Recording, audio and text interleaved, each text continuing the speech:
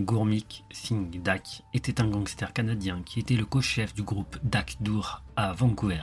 Dak est né et a grandi dans le quartier de West Side, Dunbar, à Vancouver. Ses parents, des immigrants indiens originaires du Pendjab, géraient une laverie automatique.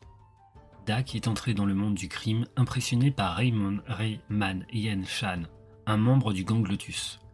Chan, qui possédait une Porsche Carrera rouge, a recruté Dak pour travailler comme trafiquant de drogue, lui promettant qu'il pourrait avoir une voiture de luxe et de nombreuses petites amies s'il travaillait pour lui. Dak s'est rapidement montré efficace dans le trafic. Alors qu'il était encore au lycée, il possédait déjà une voiture de luxe et gagnait assez d'argent pour acheter une maison pour ses parents. Comme Chan lui avait promis, son statut de gangster lui attirait aussi beaucoup l'attention des femmes. Le constable Douglas Spencer de la police de Vancouver a décrit Dak comme un homme poli. Il n'était jamais irrespectueux, on discutait avec lui. On n'aurait jamais cru qu'il était un tueur froid et calculateur, un grand trafiquant de drogue. Spencer a également confié à Kim Bolan, journaliste du Vancouver Sun. Sa philosophie, c'était de faire de l'argent, pas la guerre. Il appartenait à l'ancienne génération. Il était respecté et n'essayait pas de trahir les autres. Son seul objectif, c'était de faire de l'argent. C'était vraiment une exception. Aucun d'eux n'est comme ça aujourd'hui. En février 1999, Dak a participé à l'assassinat d'un rival de 19 ans, Doan Min Vu.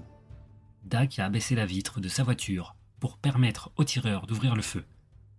L'assassin, Kenny Kwong Man Nguyen, a été condamné pour meurtre au 2e degré. Lors de l'enquête, la police a découvert que Dak était en possession d'une arme ayant été utilisée lors d'une fusillade entre gangs en décembre 1998. En avril 2003, Dak a été reconnu coupable d'homicide involontaire dans l'affaire du meurtre de Vu et a été condamné à 7 ans de prison.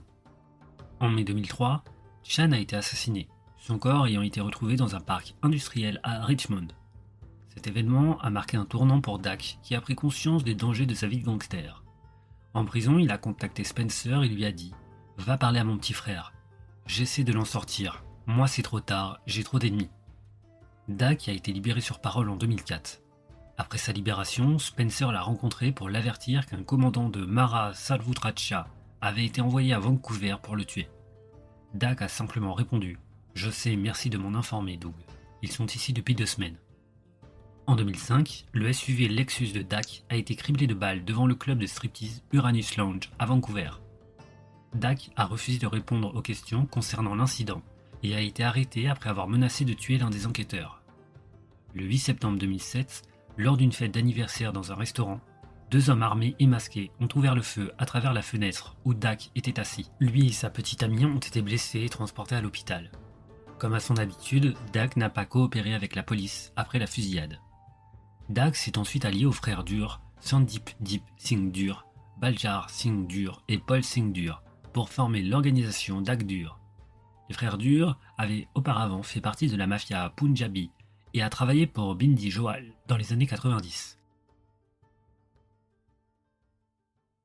Lors de la dernière année de sa vie, Dak a renié le monde de vie de gangster. Dak a pris contact avec l'ODD Squad, une unité d'engagement jeunesse de la Gendarmerie royale du Canada pour participer à une vidéo de sensibilisation contre les gangs, destinée aux lycéens. Dans cette vidéo, réalisée en juin 2010, Dak explique que l'agressivité macho et fanfaronne des gangsters cache en réalité une profonde insécurité.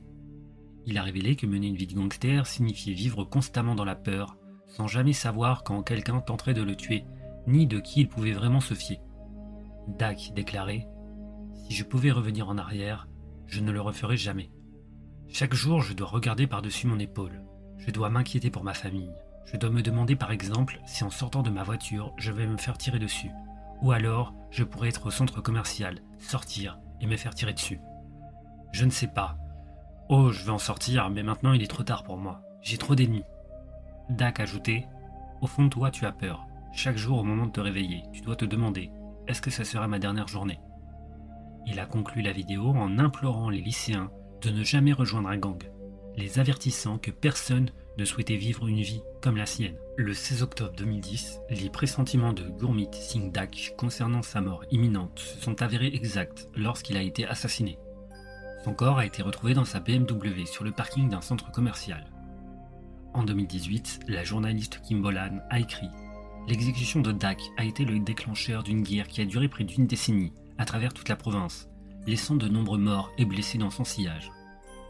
Suver Suk Dak, le frère cadet de Gormit, était convaincu que le gang de l'Alliance Wolfpack, et en particulier deux de ses leaders, Larry Amero et Jonathan Bacon, étaient responsables du meurtre de son frère.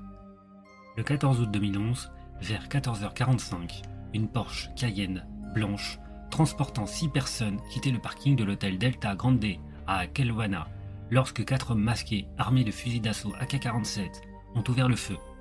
Les tireurs ont tiré au moins 30 balles sur le véhicule, tuant Jonathan Bacon, blessant Larry Amero et rendant Lee Haden Watts, une serveuse de 21 ans tétraplégique, après qu'une balle ait traversé son cou, sectionnant sa moelle épinière. Le 19 novembre 2012, Sugver Suk Dak et son garde du corps, Thomas Mantell, ont été assassinés à Vancouver. Depuis le 29 juin 2021, Amero et un autre leader du Wolfpack, Rabi Robbie Al-Khalil, sont jugés à Vancouver pour les meurtres de Sandip Duray et Sugver Dak. Le ministère public accuse les deux hommes d'avoir engagé le tueur à gages Dean Michael Wichar pour exécuter Dak et Duray.